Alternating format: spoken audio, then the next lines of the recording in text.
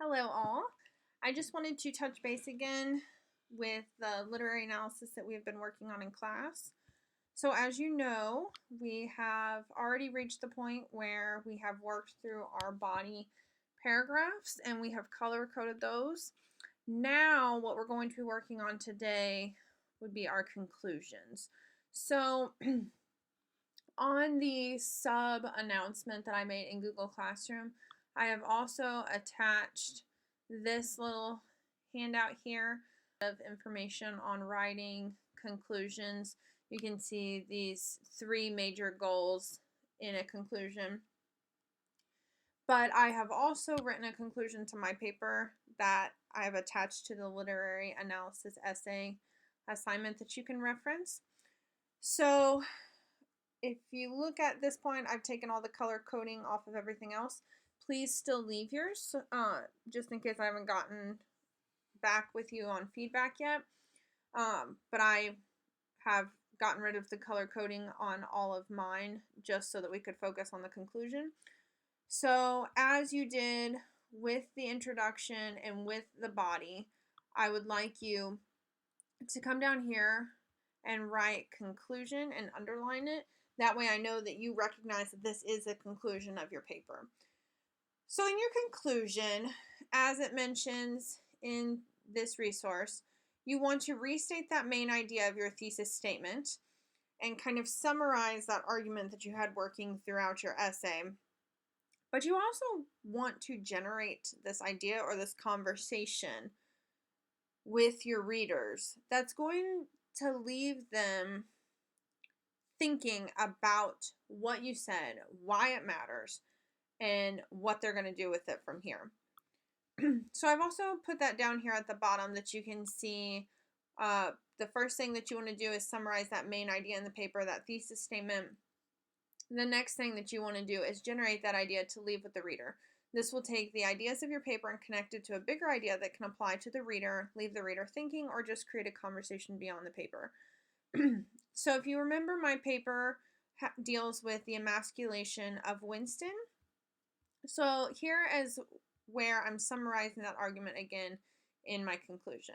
By breaking down men through a slow process of emasculation, the men of 1984 society are also broken in spirit, spiritually paralyzing them from feelings of hope, brighter futures, or independence. Through the emasculation of Winston, Big Brother society brings to light how failed gender roles can break down the human spirit. So here I'm bringing in all of those big ideas that I had talked about in my paper, and I'm wrapping them up.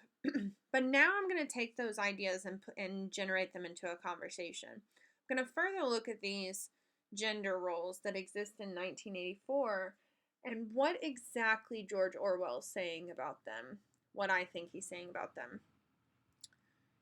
So here is where I'm expanding that idea further, and I'm leaving a conversation for my readers.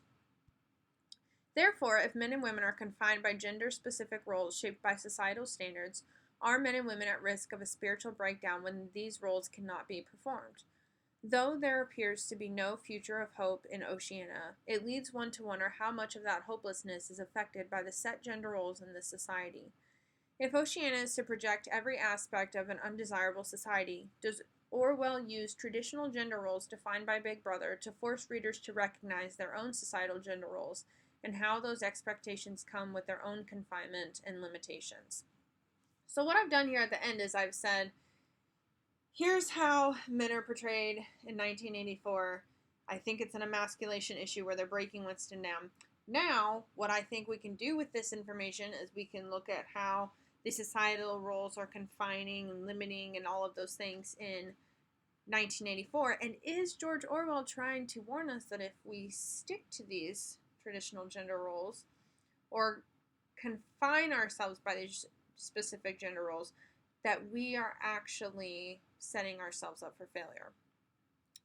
So that is the conversation that I am leaving my readers with. Therefore, what I want you to do with your literary analysis, I want you to think of how you can expand that conversation around your topic that you chose, that thesis statement that you chose, and how can you expand it into something for your readers that is going to be meaningful meaningful to them, that they can apply to their lives. Anyways, once you have done that, please take the time to create your color code down here at the bottom, and then color code your conclusion by where you are summarizing and where you're leaving the reader with those final thoughts. Once again, if you have any questions, please feel free to email me. Here, I will be providing feedback, and we will be working in developing our final draft. All right. Thank you. Have a good day.